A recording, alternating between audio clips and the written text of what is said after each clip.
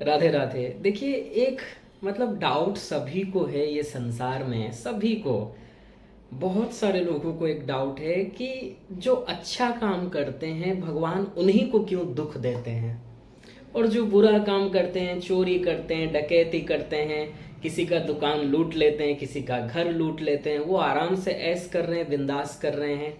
जो असत्य बोलते हैं, जो अच्छे नहीं है, गलत वर्क करते हैं, फिर भी वो सुखी है। और जो अच्छा कर रहा है, दिन रात पूजा पाठ कर रहा है, माता पिता की सेवा कर रहा है, अपना ईमानदारी से वर्क कर रहा है, और वही व्यक्ति दुखी है। सोचते हो या नहीं आप लोग बताओ? सभी लोग, बहुत सारे लोग सोचते हैं जिनको सही सही तत्व ज्ञान नहीं है। क्योंकि सही सही तत्व ज्ञान यदि होता तो सबसे पहला बात आप ये जानते कि भगवान अपनी ओर से किसी को सुख दुख नहीं देते। उनको क्या जरूरत है भाई वो अपनी ओर से आपको सुख दुख देंगे, बताओ? क्योंकि वैषम्य नैर्घृण्य न सापेक्षत्वात्, भगवान में विषमता नहीं है कि किसी को अधिक सुख दे दें, किसी को कम सुख दे दें। क्यों ऐसा करेंगे भगवान? क्योंकि भगवान के लिए तो सभी पुत्र समान है। और गीता में भी भगवान कह रहे हैं कि समोहम सर्वभूतेषु न मे द्वेष्योस्ति न प्रिया। क्या आपको भगवान की वाणी पर भरोसा नहीं है? भगवान स्वयं कह रहे हैं, न मुझे कोई अत्यधिक प्रिय है, न मेरा किसी से द्वेष है, मेरे लिए सभी समान है, क्योंकि सब मेरे बच्चे हैं, चींटी से लेकर ब्रह्मा तक। फिर आप लोग कैसे भगवान के ऊपर दोष लगा देते हो कि प्रभु मैं तो दिन रात आपका पूजा पाठ करता था, सब कुछ करता था, अब आपने मुझे ही कुछ बड़ी बीमारी दे दी। और वो पड़ोसी दिन रात आपको गाली देता है, वो बैठ के मजे कर रहा है। लोग कहते हैं ना, जब कुछ दुख आ जाता है, विपत्ति आ जाता है, भगवान के ऊपर दोष लगा देते हैं। प्रभु हम तो आपके दिन रात भजन करते थे, दिन रात आपका गुणगान करते थे, और हमारे साथ ये हो गया। कुछ भी, जो भी, तबीयत खराब हो गया हो, पैसा लॉस हो गया हो, एक्सीडेंट हो गया हो, कुछ भी हो गया हो, और वो पड़ोसी वो दिन रात प्रभु आपको गाली देता है, गिन गिन के वो ऐस कर रहा है। कभी ऑस्ट्रेलिया घूमने जाता है, कभी कनाडा घूमने जाता है, कभी कहीं पैसे का बारिश हो रहा है, और हम दिन रात पूजा कर रहे हैं, पैसा नहीं है, सुबह कमाते हैं, शाम तक नहीं रहता है। सोचते हो या नहीं सोचते हो, पहले बताओ? तो ये सब देखिए भ्रम है। पहला भ्रम तो आपको ये है कि आप सोचते हो भगवान देते हैं, भगवान कुछ नहीं देते, उसका प्रमाण हमने आपको बताया। दूसरा बात देखिए, आप लोगों को पहले भी हमने बताया है कि मनुष्यों के 3 प्रकार के कर्म होते हैं: प्रारब्ध, संचित, क्रियमाण। संचित कर्म क्या होता है ये भी हम पहले आपको बता चुके हैं कि हम और आप जो जीवात्मा हैं, जो भगवान के अंश हैं, अनादिकाल से हम शरीर बदल रहे हैं, अर्थात जन्म हो रहा है मृत्यु, जन्म हो रहा है मृत्यु। तो अनंत जन्म में हम अनंत पाप कर चुके हैं, अनंत पुण्य कर चुके हैं, उसे कहेंगे संचित कर्म। क्लियर हो गया? दूसरा आया प्रारब्ध। वो अनंत संचित कर्म में से वर्तमान शरीर में आपको ये भोगना ही पड़ेगा, उसे कहते हैं प्रारब्ध। भोगना पड़ेगा, भगवान नहीं दे रहे हैं, वो आपके ही कर्मों का फल है, भगवान प्रारब्ध के रूप में आपको दे रहे हैं। और जो भी आपने गलत कर्म किया हो, अच्छा कर्म किया हो, उसका फल आप भोग रहे हो। तो ये तो कृपा माननी चाहिए आपको, क्योंकि आज नहीं तो कल ये फल तो आपको भोगना ही पड़ेगा। फिर यदि संसारी विपत्ति, संसारी दुख मिल जाए तो क्यों नाराज होते हो?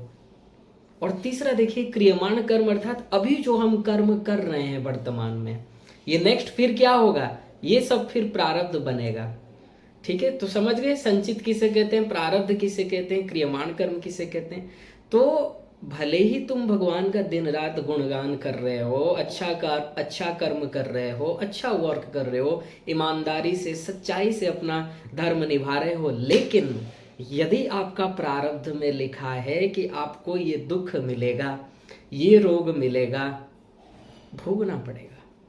और पड़ोसी हो या कोई भी हो, भले ही दिन रात भगवान को गिन गिन के गाली दे शिशुपाल की तरह, लेकिन यदि उसके प्रारब्ध में लिखा है कि उसको अरबपति होना है, उसको संसारी लोग पहचानेंगे, उसका यश होगा, कीर्ति होगा, तो होकर ही रहेगा। ये फिर अलग बात है, ये उसका प्रारब्ध है, तो ये अल्प समय के लिए है। आप दुख पा रहे हो, ये अल्प समय के लिए है।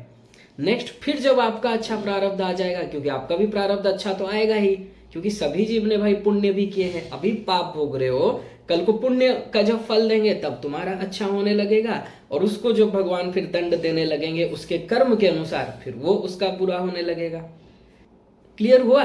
तो फिर देखिए ये स्थिर नहीं है। आज आप जिनको भी देख लो चोरी कर रहे हैं, डकैती कर रहे हैं, वो खुश हैं आपको लगता है। पहली बात, वो जीव खुश नहीं है, ये बात याद रखिएगा।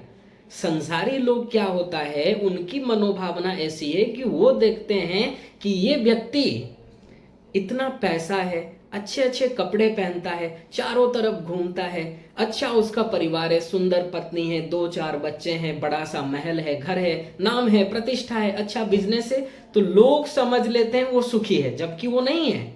ये बात याद रखिएगा, क्योंकि संसार में एक भी व्यक्ति सुखी हो ही नहीं सकता। क्यों?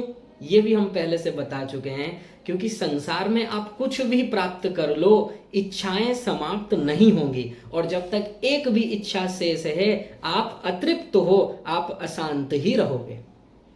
ये सब प्रैक्टिकल आप लोग एक्सपीरियंस कर लीजिए। हम बार बार बताएं, इसका एग्जाम्पल भी दिए थे कि न जातो कामः कामानाम उपभोगे न साम्यति हविषा कृष्ण बट्मेव भूय एवा विवर्धते। भागवत 9:19-14। ये श्लोक कह रहा है जैसे अग्नि कुंड है, उसमें घी डालने से अग्नि बुझ नहीं जाता और तेजी से अग्नि ऊपर को उठता है। ऐसे ही जब कामनाएं आपकी, एक कामना की ये पूरा हो जाता है ना, थोड़ी देर के लिए तो सुख मिलेगा। किसी ने कामना की थी 10 लाख मिल जाए, मिल गया, आनंद आ गया थोड़ी देर के लिए, लेकिन तुरंत 20 लाख। क्योंकि हम और आपको जो सुख चाहिए वो परमानेंट सुख चाहिए। क्यों? क्योंकि हम परमानेंट सुख के अंश हैं, और परमानेंट सुख कौन है ये भी हम आपको विस्तार से बता चुके हैं, श्री कृष्ण है। इसलिए आप लोग जो ये डिसीजन लेते हो ना कि वो सुखी है, वो सुखी है, इसी के कारण देखो जीव दुखी हैं। ये संसार में एक विडंबना ऐसी है लोगों की, समाज की, कि वो अपने दुख से दुखी नहीं है। ये वाला व्यक्ति क्यों सुखी है, ये सामने वाला व्यक्ति क्यों सुखी है, वो उसको लेकर दुखी है। अब इसमें गलती किसका है बताओ? आप ही का ही है। इसलिए कभी भी देखिए किसी के साथ कंपैरिजन नहीं करना चाहिए आपको। भाई उसका प्रारब्ध है, वो भोग रहा है, तुम्हारा प्रारब्ध है, तुमको ये मिला है, संतुष्ट रहो। ये मत सोचो कि वो क्यों सुख भोग रहा है ज्यादा। पहली बात, कोई सुखी नहीं है संसार में। दूसरा बात, जितना तुम दूसरों की ओर देखोगे ना, देखो कोई ना कोई आपसे बड़ा अवश्य होगा इस संसार में, कोई ना कोई आपसे आगे होगा, तो आप अशांत ही रहोगे। इसलिए क्यों सोचते हो कि वो सुखी है, वो सुखी है? अरे भाई उसका कर्म था, उसका प्रारब्ध था, भगवान ने दे दिया, उसके ऐसे कर्म थे, चलो वो सुखी है, आपको क्यों प्रॉब्लम हो रहा है? और आप यदि सोचोगे ना, यही कारण है संसार में व्यक्ति अपने दुख से दुखी नहीं है। पड़ोसी क्यों सुखी है, सामने वाला क्यों सुखी है? वो उसके सुख को देखकर जल रहा है, वो उसके सुख को देखकर ईर्ष्या कर रहा है, उससे वो दुखी है। इसलिए यदि आप ये रोग को ठीक कर देना, आधा दुख चला जाएगा, कुछ दुख होने वाला ही नहीं है। दुख इसीलिए प्राप्त होता है जीव को क्योंकि तत्व ज्ञान का अभाव है। इसलिए कहेंगे देखिए दूसरों की ओर निहारना बंद कर दो, अपनी ओर निहारो। अपना कैसे हम अच्छा कर सके वही हमें ध्यान देना है। जो हो रहा है, दूसरे की ओर ध्यान दोगे तो दुखी रहोगे, क्योंकि कोई ना कोई तो आपके आगे रहेगा। आप किसी भी पोस्ट में चले जाओ, कहीं भी चले जाओ, कोई ना कोई आपके आगे रहेगा ही। ये संसार ऐसा है। इसलिए भगवान किसी को सुख दुख अपनी ओर से नहीं देते हैं, ठीक है? ये कभी मत सोचिएगा कि वो गलत कर्म कर रहा है तो सुख पा रहा है, नहीं। ऐसा सोचकर लोग क्या कहते हैं जानते हो? चलो हम भी आज से गलत कर्म शुरू कर देते हैं, करो फिर दंड भोगो। अरे हमने क्या कहा? आप दिन भर में 1000 गाली भगवान को दे दो, यदि प्रारब्ध में लिखा है सुख पाना है, सुख अर्थात क्या? ये संसारी भोग, सुख नहीं मिलेगा। संसारी भोग को लोग सुख समझते हैं, समझते हो या नहीं आप लोग? आप लोग जो कहते हो वो दिन रात गाली देता है लेकिन सुखी है, यहाँ पर सुखी है का मतलब क्या है? कि उसके पास पैसा है, अच्छा घर है, अच्छा गाड़ी मकान सब कुछ है, और आपके पास नहीं है। आप दिन रात भगवान का गुणगान कर रहे हो, संकीर्तन कर रहे हो, अच्छे से ईमानदारी पूर्वक अपना वर्क कर रहे हो, लेकिन नहीं है। तो आप ये सोच लेते हो कि मैं प्रभु का इतना गुणगान कर रहा हूं और ईमानदारी पूर्वक वर्क भी कर रहा हूं, फिर भी नहीं है। लेकिन वो चोर है, चोरी करता है, डकैती करता है, लूटता है इधर उधर का पैसा, लेकिन उसके पास है। ये प्रारब्ध का है। भी ऐसी परिस्थिति में गलत डिसीजन मत लीजिएगा। लोग डिसीजन लेते हैं कि वो गलत किया है तो सुखी है, चलो हम भी आज से गलत कर देते हैं। नहीं रे भाई, ऐसा मत कीजिएगा। वो प्रारब्ध का है, थोड़े दिन के लिए, आप परिणाम स्वयं देखिएगा। इसलिए कभी भी यदि कोई गलत कर्म कर रहा है, आप ये मत सोचो कि वो उस गलत कर्म के वजह से सुख पा रहा है, नहीं, उसके प्रारब्ध में। अभी देखिए बेस्ट एग्जाम्पल हम आपको देते हैं, श्री सुदामा जी महाराज, परम भक्त भगवान के लिए, जिनके लिए कहा गया है प्रशांत आत्मा, जितेंद्रिय और ब्रह्मविद तम, कृष्णस्यासीत् सखा कश्चित् ब्राह्मणो ब्रह्मविद तमः विरक्त इंद्रियार्थेषु प्रशांतात्मा जितेंद्रिय। कितनी देखिए उपमा दे डाली सुखदेव भगवान ने। प्रशांतात्मा है, जितेंद्रिय हैं, वेदों के ज्ञाता हैं, और ब्रह्मविद, ब्रह्मविदतर, ब्रह्मविदतम, ब्रह्मवेत्ताओं में भी सर्वश्रेष्ठ हैं। और ऐसे सुदामा जी महाराज के पास कई हफ्तों का राशन पानी नहीं है घर में, लेकिन फिर भी वो आनंद में रहते हैं। अब क्या आप उनसे बड़े साधक हो, बताओ? लेकिन उन्होंने कभी कंप्लेन किया कि प्रभु आपने मुझे भूखा रखा है, मेरे इतने बच्चे हैं, पत्नी हैं, सब हम भूखे पड़े हैं, पहनने के लिए वस्त्र नहीं है, फटे पुराने कपड़े पहने हैं, रहने के लिए अच्छा मकान नहीं है? कभी कहा? नहीं कहा, क्योंकि वो जानते हैं संसारी बाहरी वस्तुओं में सुख नहीं है। इसलिए आप जो ये सोचते हो कि वो व्यक्ति सुखी है गलत कर्म करके, सुखी अर्थात आप ये सोचते हो कि संसारी वैभव उसके पास है, संसारी वैभव से कोई सुखी नहीं हो सकता। यदि होना होता बहुत लोग हो चुके होते। नहीं, नींद की गोली लेते हैं वो लोग। बड़े से बड़े अमीर लोग, अमेरिका में जाइए, बड़े बड़े अमीर लोग नींद की गोली लेते हैं और परेशान हैं। उनसे ज्यादा सुखी वो है जो फक्कड़ है, फुटपाथ में रहता है और वहीं खराटे मार के सोता है, जिसको कोई चिंता नहीं है कल की। अब देखिएगा, ये एक्सपीरियंस है, प्रैक्टिकल स्वयं अनुभव कीजिए। जिसके पास जितना संसारी सुख है, संसारी भोग है, वो उतना दुखी है। फिर आप कैसे कह सकते हो कि वो गलत कर्म करके सुख पा रहा है? बाहरी क्रियाओं से सुख को मत देखो, सुख अंदर की भावना है। बाहर से तो कोई भी स्माइल दे देगा, आप किसी को भी पूछो संसार में, वो भीतर से बहुत दुखी है, बहुत अशांत है, घर में दिन रात झगड़ा, अशांति, ठीक है, मन शांत नहीं है, लेकिन बाहर से एक स्माइल दे देगा। और ऐसा स्माइल देगा मतलब आप समझोगे उससे बड़ा सुखी ही कोई नहीं है इस संसार में। ये सब भ्रम है, इसलिए भ्रम से ऊपर उठो। कभी ये मत सोचो कि मैं भगवान का गुणगान कर रहा हूं और अच्छा ईमानदारी से वर्क भी कर रहा हूं तो मुझे सक्सेस मिल जाएगा। नहीं मिलेगा। आपके हाथ में कर्म है, आपके हाथ में मेहनत है, फल आपके हाथ में नहीं है। लेकिन हाँ, आपने आज ईमानदारी से वर्क किया है, इसका फल जरूर मिलेगा। लेकिन कब मिलेगा ये भगवान जाने, कब मिलेगा। क्योंकि प्रारब्ध यदि आपका खराब है तो आपको भोगना पड़ेगा। आप कितना भी वर्क कर लो, आप देखे होंगे ऐसे लोग जो बहुत ईमानदारी से वर्क किए हैं, दिन रात परिश्रम करते हैं, मेहनत करते हैं, आगे बढ़ने का प्रयत्न करते हैं, लेकिन प्रारब्ध साथ नहीं है, कोई ना कोई दिक्कत आ जाता है, वो नहीं कर पाते हैं। इसलिए सबसे बड़ा चीज होता है प्रारब्ध, जिसके आगे किसी की नहीं चलने वाली। ये याद रखिएगा, इसे कभी मत भूलिएगा और कभी मत सोचिएगा कि वो गलत कर्म करके सुख पा रहा है। ना जी ना, उसके पास अच्छा प्रारब्ध है और वो कब तक है ये किसी को नहीं मालूम। और जब वो प्रारब्ध समाप्त हो जाएगा फिर देखना उस जीव का हालत, ठीक है। इसलिए कभी भी गलत वर्क मत कीजिएगा, ये सब डिसीजन मत लीजिएगा कि गलत करने से सुख पाएंगे। नहीं, ऐसा नहीं होता है। अपना वर्क ईमानदारी से कीजिए, प्रारब्ध आ जाए। और देखिए, वास्तव में जो भगवान का भक्त होगा ना, वो कभी संसार की कोई भी वस्तु भगवान से नहीं मांगेगा। आप मांग भी इसीलिए रहे हो क्योंकि संसार में आपकी बुद्धि है कि संसार में सुख है। यदि ठीक ठीक तत्व ज्ञान हो जाए, आप मांगोगे ही नहीं भगवान को ये सब वस्तु, क्योंकि यहाँ सुख नहीं है। सुख भीतर है, अंदर से है, बाहरी क्रियाओं से सुख नहीं है।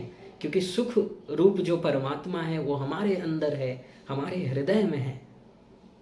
आप ये सोचते हो कि ये मिल जाए सुख मिल जाएगा, ये मिल जाए और ले आओ, इससे सुख नहीं मिलेगा, दुख ही मिलेगा, अशांत रहोगे। क्योंकि संसार की कोई भी वस्तु आपको हम दे दें, क्योंकि संसार की कोई भी वस्तु भगवान आपको दे दें, कोई भी वस्तु भगवान आपको दे दे, कितनी भाई सुंदर लड़कियों का लाइन लगा दे तुम्हारे लाइफ में, पैसे का वारिस करा दें, समस्त दुनिया तुम्हारा हुआ करता रहे, लेकिन फिर भी तुम अशांत रहोगे।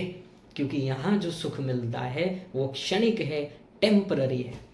और हम जो सुख चाहते हैं परमानेंट सुख चाहते हैं, सदा के लिए सुख चाहते हैं, वो केवल श्री कृष्ण भक्ति से मिलेगा। इसलिए जो वास्तव में भक्त हैं उनको ये डाउट हो ही नहीं सकता।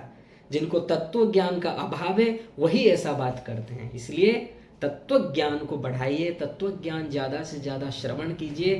भ्रम में मत रहिए कि वो गलत कर्म कर रहा है इसीलिए सुखी है। नहीं, भगवान के यहाँ ये सब नहीं चलता है, विषमता नहीं है, और समय आने से भगवान अवश्य फल देंगे, इसमें भी कोई संशय नहीं है।